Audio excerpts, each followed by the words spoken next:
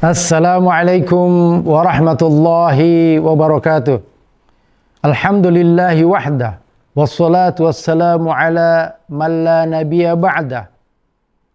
Allahumma salli wa sallim alaihi wa ala alihi wa sahbihi wa man walah. Amma ba'd.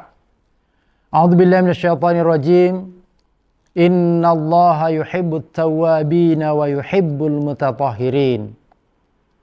Para pemirsa BMH TV yang berbahagia, semoga mendapatkan rahmat dan kasih sayang Allah Subhanahu wa taala. Sebagai salah satu rukun Islam, zakat terbagi dua. Ada zakat harta yang ketentuannya telah diatur secara detail, dan yang kedua adalah zakat fitrah, yaitu zakat jiwa yang diwajibkan bagi setiap muslim laki-laki dan perempuan, dewasa maupun anak-anak, selama ia memiliki kelebihan makanan pada malam hari raya Idul Fitri, dan boleh ditunaikan beberapa hari sebelum Idul Fitri.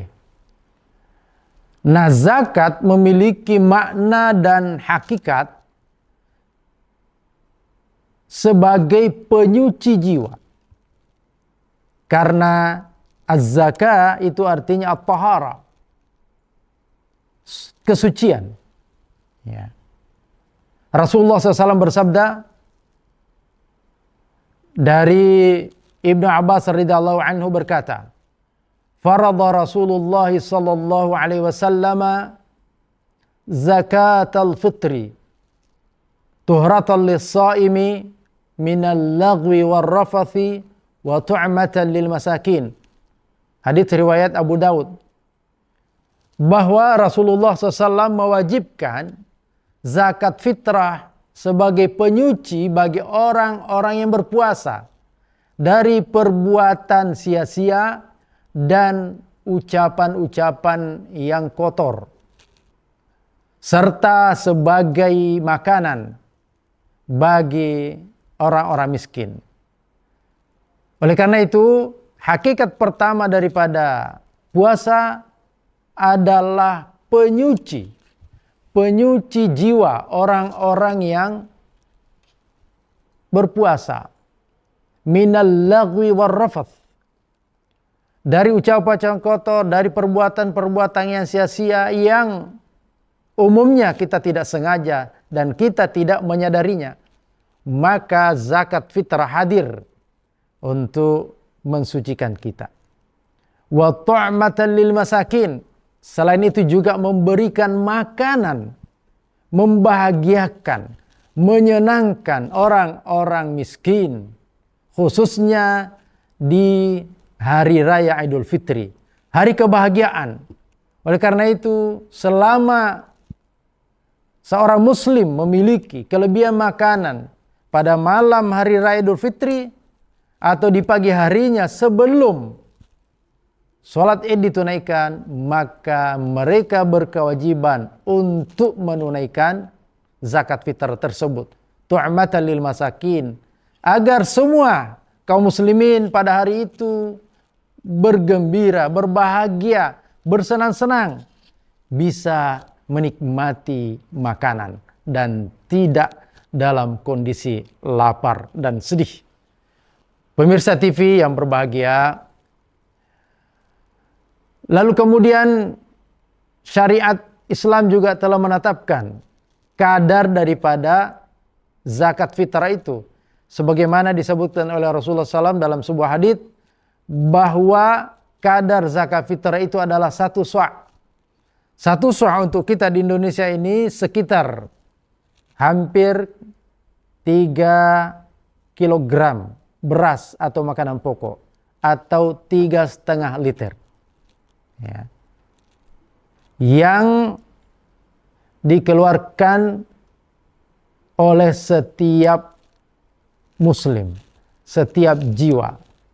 Dan ulama membolehkan ditunaikan dalam bentuk uang senilai dengan harga 1 sa', ya, 3 kilogram beras makanan pokok, ya, sesuai dengan ketetapan Kementerian Agama atau Basnas, Badan Amil Zakat Nasional. Para pemirsa yang berbahagia, kita juga harus memastikan bahwa orang yang menerima zakat fitrah yang kita tunaikan ini, yang kita bayarkan adalah orang-orang yang memang paling membutuhkan, paling berhak menerimanya. Disebutkan dalam hadits Nabi SAW tadi, tu'matan lil masakin, untuk memberi makan orang-orang miskin, tidak untuk yang lain, kecuali ketika zakat fitrah jumlahnya besar, sementara fakir miskin jumlahnya kecil, maka barulah kemudian diberikan peruntukan bagi asnaf yang lain. Dan ada beberapa kesalahan di kalangan kaum muslimin terhadap zakat fitrah ini, sehingga ada yang menganggap tidak wajib bagi yang tidak memiliki pekerjaan tetap. Ya, selama dia masih memiliki kelebihan makanan, walaupun dia pengangguran misalnya, tetap wajib. Atau anak-anak, maka yang membayarkan adalah kepala rumah tangganya. Atau mungkin budak atau pembantu dalam konteks sekarang ini, dia tidak punya kemampuan, maka majikannya yang berkewajiban untuk menunaikan zakat fitrah untuknya. Ya, ada juga yang mengeluarkannya setelah sholat Id. Ini tidak lagi dianggap sebagai zakat fitrah, tetapi hukumnya jatuh pada sedekah saja. Ada juga orang yang menyalurkan kepada orang-orang yang tidak berhak. Ya.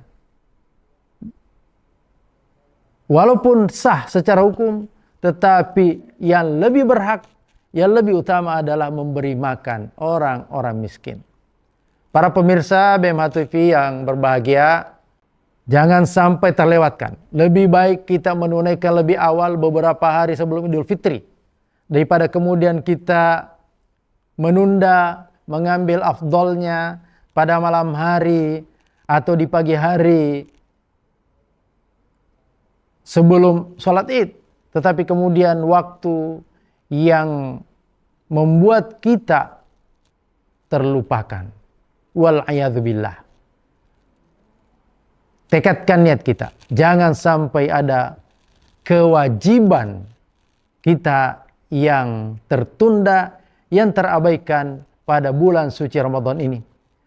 Kewajiban kita kepada Allah Subhanahu wa taala secara vertikal, dan juga kewajiban kita sesama umat manusia, sesama kaum muslimin, sebagai bentuk hablum minan nas, ibadah sosial, kesolehan sosial.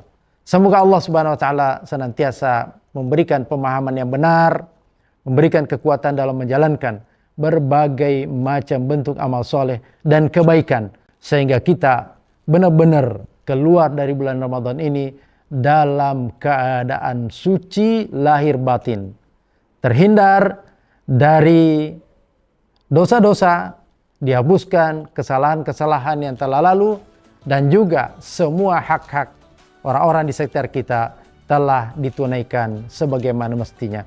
Wallahul hadi ila siratal mustaqim. Wassalamualaikum warahmatullahi wabarakatuh.